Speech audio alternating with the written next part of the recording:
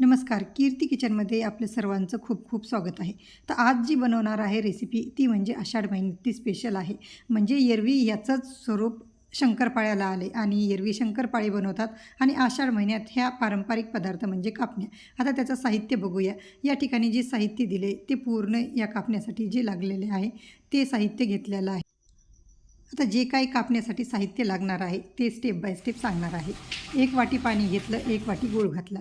त्यानंतर ते गॅसवरती थोडंसं गरम करून घेतलं, म्हणजे अगदी उकळायचं नाही आणि खूप जास्त गरमही करायचं नाही.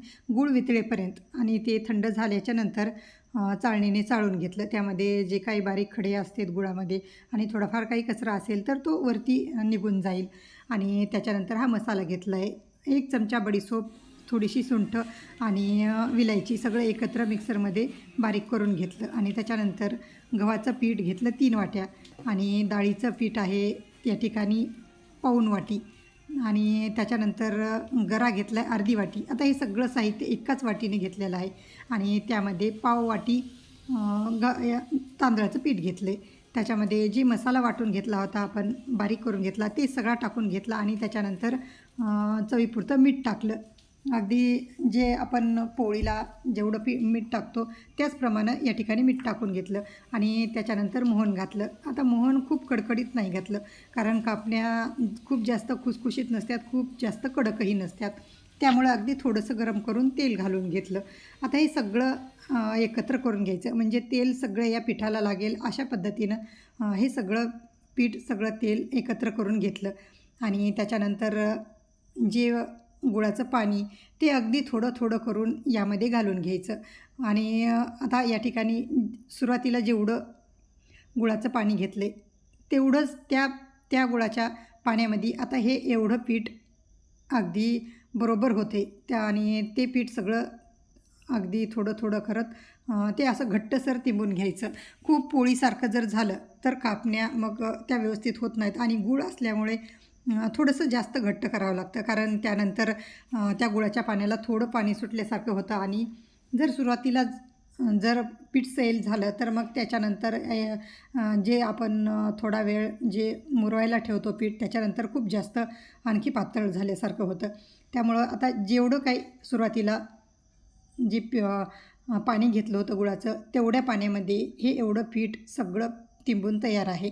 अगदी थोडंफार लागलं तर वरतून थोडंसं साधं पाणी टाकून यावरती हे पीठ तिंबून घेतलं आणि त्याच्यानंतर हे 1 तासभर असंच झाकून ठेवलं, म्हणजे रेस्ट करायला. आणि त्याच्यानंतर बघू शकताय की 1 तासाने हे पीठ मऊ झालं की परत त्याला थोडे छोटे छोटे गोळे करून घ्यायचे, अगदी पोळीसारखे. जेवढं पोळीला आपण पीठ घेतो किंवा थोडंसं त्याच्यापेक्षा मोठे.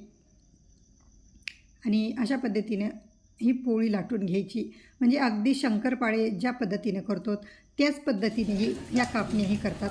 आणि तेवढ्याच जाडीच्या शंकरपाळे जेवढे करतो तेवढ्याच जाडीच्या या कापण्या करायच्यात. आणि त्यावरती खसखस आणि तीळ, शक्यतो खसखसच यावरती टाकते, पण मी त्यामध्ये तीळही ॲड केलेत, म्हणजे तिळाचीही चव आणखी या कापण्यामध्ये खूप छान लागते. आणि अशी उलट करून दोन्ही साईडनी हे तीळ आणि खसखस टाकून परत लाटून घ्यायचे, म्हणजे ते खूप जास्त वरती राहिले तर ते सगळे तेलामध्ये त्याच्यानंतर ते सगळे तेलामध्ये निघण्याची शक्यता असते. तर ते तीळ आणि जी खसखस टाकली त्याच्यानंतर थोडं लाटून घ्यायचं, म्हणजे त्यामध्ये पिठामध्ये ते अगदी रुतल्या जाऊन तेलामध्ये परत तळताना निघत नाहीत.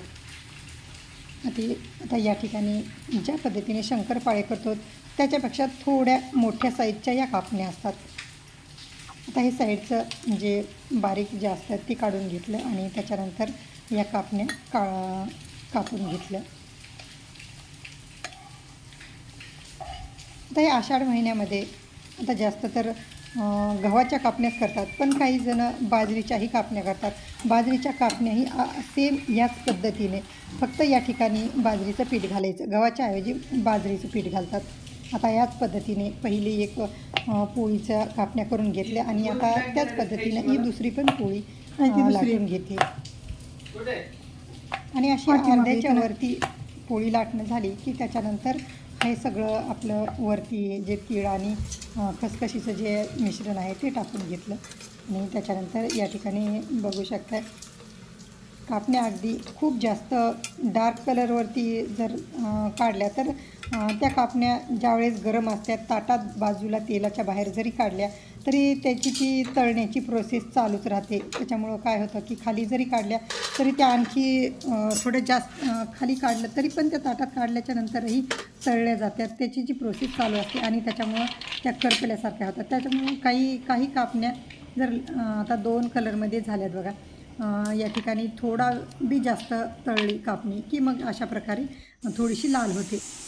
चला तर आषाढ महिन्यातल्या या कापण्या करून बघा. व्हिडिओ आवडला तर लाईक करा, चॅनलला सबस्क्राईब करा. भेटूयात पुढच्या व्हिडिओमध्ये.